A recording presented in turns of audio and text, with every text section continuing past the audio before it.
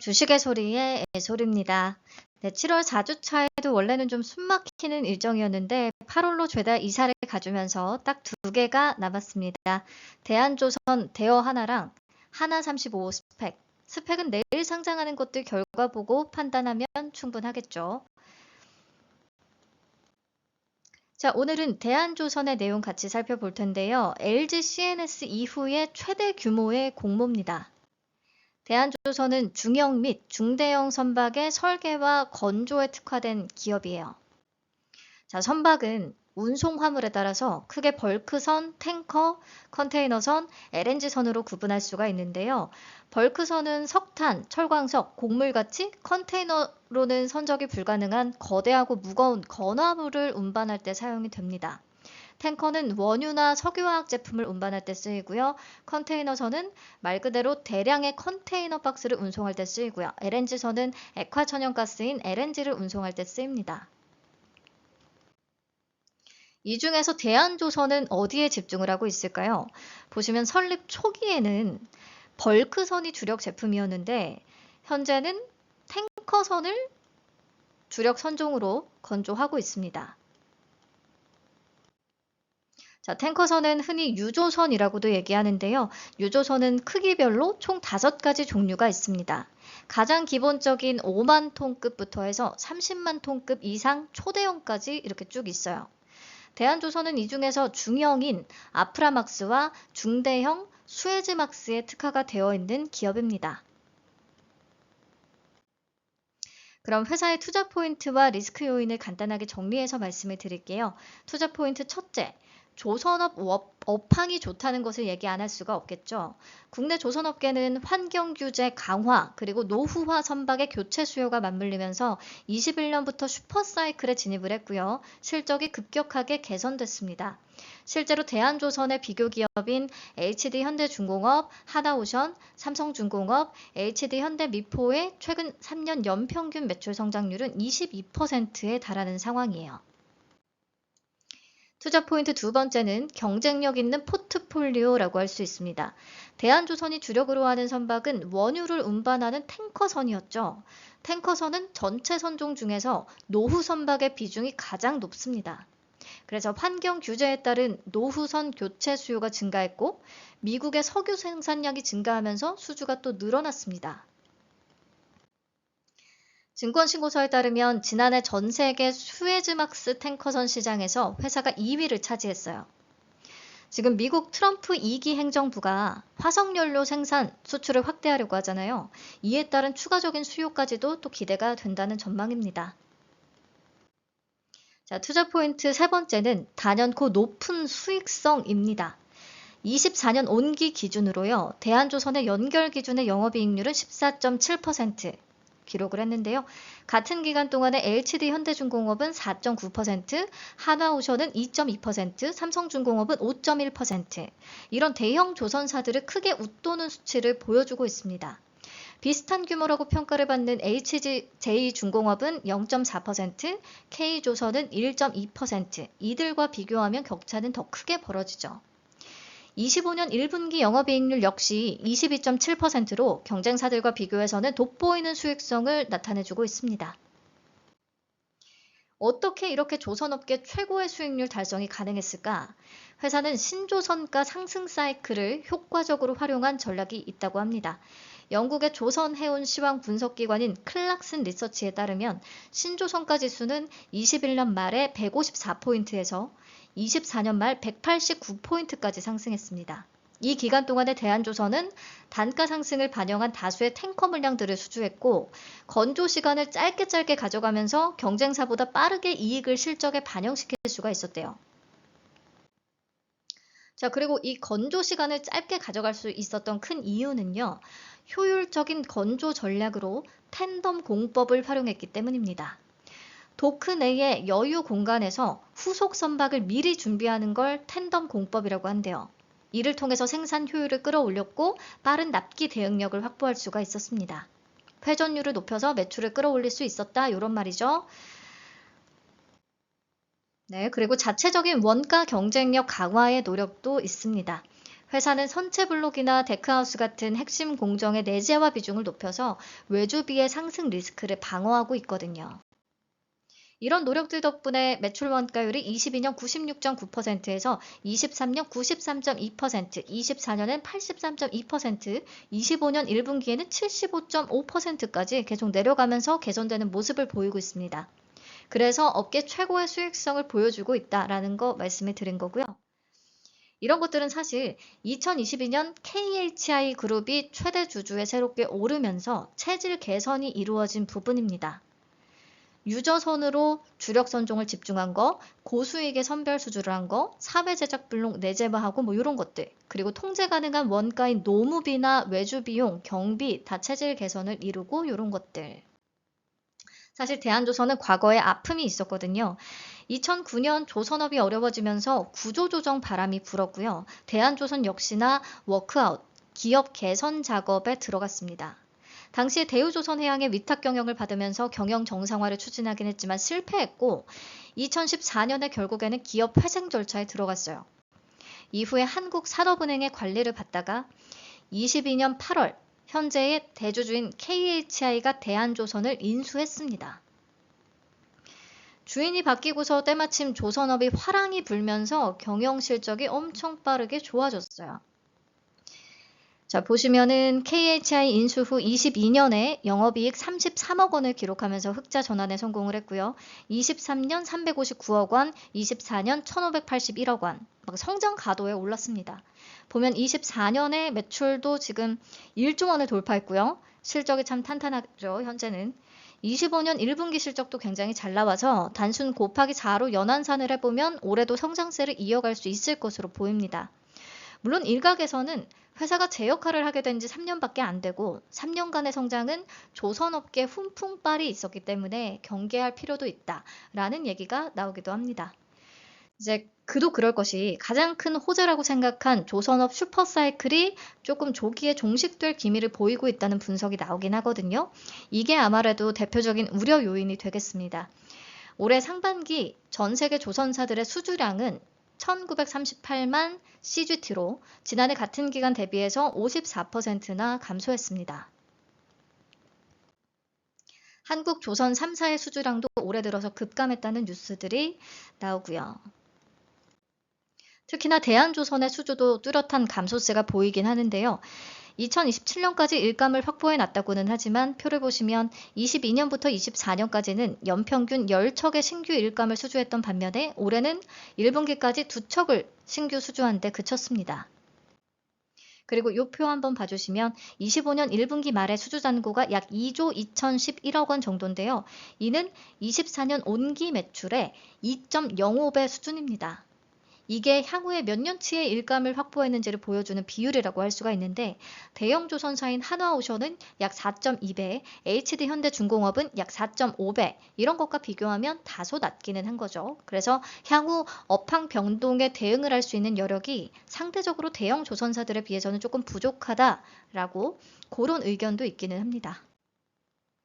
이런 수주 급감의 주된 이유 중에 하나가 미중 갈등 심화로 상반기까지는 선주들의 발주 눈치 보기가 이어졌기 때문이라고 하는데 미국이 아예 중국 선박을 향한 제재 방안을 정했기 때문에 하반기에는 수주가 좀 늘어날 수 있을 것이다 라고 회사 측이 얘기를 하고요. 그리고 회사가 현재 주력하고 있는 선종에 더해서 친환경 이중연료 추진 기술과 탄소 포집까지 적용이 가능한 친환경 설계 기술도 확보를 하고 있거든요. 앞으로 환경 규제에 대응해서 이런 고부가 가치 선박 시장을 이미 공략하고 있다는 거고요. 또 내년에는 해상유전에서 항구로 원유를 실어 나르는 셔틀 탱커 건조에 들어갈 예정이라고 하는데 이 셔틀 탱커는 특수 장비가 필요해서 일반 유조선보다 선가가 최소 50% 비싸대요. 그래서 내년에 인도하게 될 선박은 올해에 비해서 좀 감소할 수는 있겠지만 이런 고부가 가치의 선박 위주로 또 편성이 됐기 때문에 실적은 개선될 수 있을 것이다. 전체적으로는 라고 설명하고 있습니다. 근데 무엇보다 이렇게 조선업 피크라는 얘기가 계속 나오고 있음에도 조선 3사의 주가 흐름이 크게 나쁘지 않고 시장 상황도 우호적이에요. 그리고 오늘도 되게 상승세를 이어가고 있더라고요. 그래서 당장의 공모 물량이 소화되는 데에는 크게 무리가 없을 것이라고 생각을 합니다. 자, 공모가 산정 어떻게 했는지 한번 볼게요. 가치평가 방식으로는 PBR을 썼는데요. 회사가 가진 자산 대비해서 가치가 몇 배인지를 나타내는 지표이기 때문에 자산 규모가 크고 비중이 큰 산업들에 쓰입니다. 대표적으로 금융, 조선 등등이죠. 상장이 되어 있는 대형 조선사들도 주로 PBR을 기초로 가치평가를 받고 있어요. 자, 그래서 주당 평가가액은 25년 1분기 말 기준의 순자산가치 약 5,140억 원에 비교 기업의 평균 PBR인 4.58배를 곱한 뒤에 공모자금 유입액까지 더해서 약 2조 6,901억 원을 산출했습니다. 여기에 할인율 39.85%에서 28.39% 적용, 최종적으로 밴드는 42,000원에서 50,000원을 제시했어요. 간혹 기사를 보면 얘를 퍼로 PER로 시총을 계산했다면 8조까지도 산출이 가능했을 텐데 PBR로 공모가를 산정했기 때문에 매우 시장 친화적이다 뭐 이런 얘기를 하기도 하는데요. 그냥 얘는 PBR로 산출하는 게 맞는 것 같아요. 기본적으로 조선업은 사이클 산업이라 호황기와 불황기를 뚜렷하게 겪을 수밖에 없고요. 그리고 선박 수주 물량이 매출에 반영되는데 약 1년에서 2년의 시차가 존재하기 때문에 특정 기간의 순이익만 고려하는 PER 평가 방법은 부적합할 수가 있다. 이거는 투자 설명서에도 나와 있어요. 그래서 우리는 그냥 PBR로 보자고요. 네, 비교 기업들의 25년 1분기 순자산과 7월 18일 기준의 PBR을 계산해서 한번 비교를 한번 해보면 대한조선의 상단 기준의 PBR은 3.75배로 비교 기업들 대비해서 낮습니다. 가장. 그래서 가격도 무난하게 잘 뽑았다고 생각을 해요. 자, 그럼 수요 예측 결과 이어서 바로 보도록 하죠. 경쟁률은 275.66대 1, 2106개의 기관이 참여했습니다. 허수성 청약방지제도 시행 이후에 대여급들과 비교를 해서 보시면 LG CNS보다 규모가 한참 작은데도 불구하고 참여 금액이나 평균 참여 금액이 조금 더 높았어요. 그래서 기관들 굉장히 적극적으로 참여했다고 보시면 되겠습니다. 가격 분포표 보겠습니다. 밴드가 42,000원에서 50,000원 제시됐는데 두 개를 제외한 기관은 모두 상단 이상을 써냈습니다. 그래서 공모가는 예상하셨듯이 상단인 5만원으로 확정이 됐고요. 무엇보다 의무보유 확약이 대박입니다. 건수 기준으로 61.02%, 수량 기준으로 56.86%. 굉장히 많은 기관들이 의무보유를 약속해줬죠. 올해 가장 높은 수치이기도 하고요. 최근에 대여급들과 비교해서 보셔도 LG CNS, 산일전기, 시프트업, HD 현대마린솔루션, APR, 에코프로머티, 두산 로보틱스보다 높습니다. 월등히 잘 잡혔어요. 그래서 기대를 더 높이는 부분인 거죠. 그래서 수요 예측 결과는 깔끔하게 정말 너무 좋다라고 할 수가 있고요. 넘어가서 공모 개요 체크하겠습니다. 공모가가 5만원에 확정되면서 공모 금액은 5천억 원, 시가총액은 약 1조 9,263억 원의 사이즈로 상장을 추진합니다. 청약은 20일부터 23일까지 진행되고요. 환불까지 이틀 걸리고요. 상장은 8월 1일로 예정이 되어 있습니다. 8월을 대한조선과 함께 아주 산뜻하게 출발할 수 있었으면 좋겠네요. 청약은 KB증권, NH투자증권, 신영증권에서 가능하고요. 최소는 10주입니다. 증거금 25만원. 이번 공모는 신주모집 80%와 구주 매출 20%로 진행되는데요. 구주 매출의 주체는 최대 주주인 KHI입니다. 앞에서 얘기했었죠? 회사가 2009년 조선업 구조조정 과정에서 워크아웃 대상이었고 2014년에 법정관리 졸업했어요. 이후 산업은행 관리하에 있다가 2022년 KHI가 인수했습니다. 당시에 책정된 목값이 2천억 원 수준이었다고 하는데 상단 기준으로 거의 10배의 차익을 남길 수가 있겠네요. 네, 우리 사주 조합에는 200만 주가 배정됐는데 직원 580명 기준 1인당 평균 배정 금액이 약 1.7억 원 정도, 1억 7천만 원 정도 엄청난 숫자인데요. 최근 조선업 대여였던 HD 현대마린솔루션의 1인당 참여 금액이 약 2.5억 원이나 되기는 했는데 최근 들어서 참여 금액 자체가 좀 낮아지는 분위기기는 해서 미달 가능성도 생각은 해야겠습니다. 자, 상장일 유통 물량 체크할게요. 주식 총수의 22.02%에 해당하는 848만 2,160 4주는 상장 당일에 바로 풀릴 수가 있습니다. 그러면 공모가 기준 금액으로는 약 4,241억 원, 대여급이니까 당연히 조금 무거울 수밖에 없는데 얘는 기존 주주의 비중이 5.68%로 매우 낮다라는 장점이 있습니다. 상장일에 나올 수 있는 물량은 한국산업은행, 광주은행, 소액주주들이 들고 있는데요. 아마 공모가보다 훨씬 낮은 가격에 들어왔을 텐데 비중 자체가 정말 높지 않아서 크게 걱정할 부분은 아니라고 생각합니다. 자, 최근 대여급들 중에서 유통 가능 금액이 비슷한 수준의 종목들을 참고해 봤습니다. 시프트업, HD 현대마린, APR, 에코프로, 두산로보틱스가 있었는데요. 이 중에서 대한조선과 섹터가 가장 유사하고 확약이 높으면서 기존 주주의 비중이 낮았던 HD 현대마린 솔루션이 상장일의 고가 기준 99%, 더블 근처까지 갔었어요. 그 밖에 다른 종목들의 성과도 좀 괜찮은 편입니다. 그래서 이 정도 유통 가능 금액은 충분히 소화될 수 있다라고 보고요. 같은 조건 하에서도 확약이 높고 기존 주주의 비중이 낮다는 장점까지 가지고 있기 때문에 또 기대를 걸어보게 됩니다. 특히나 확약이 높기 때문에 최종적으로 한 50에서 60% 정도가 잡힌다라고 하면 유통 가능 금액은 2천억 원대까지 떨어질 수가 있어요. 대여급 중에서는 굉장히 부담이 덜한 정도입니다. 그래서 지금 단점은 딱히 꼽을 게 없고요. 장점은 엄청 여러 개 나열할 수 있는 상황이에요. 기본적으로 조선업의 업황 아직은 좋다라고 볼 수가 있고요. 대한조선이 업계 최고의 영업이익률을 보여주고 있고요. 가격 부담 없는 수준이고요. 수요 예측 결과가 굉장히 좋은데 특히나 확약이 높다는 데 의미가 큽니다. 기존 주주의 비중도 낮고 확약이 적용되면 충분히 또 소화 가능한 유통 물량이라고 생각이 돼요. 무조건 가야 되는 종목인 거죠. 여러분, LG CNS랑은 다릅니다. CNS는 유통 가능 금액만 1.6조 원에 달았고요. 기존 주주의 비중이 40%대로 다소 높은 편에다가 확약은 21%대로 낮은 수준이었어요.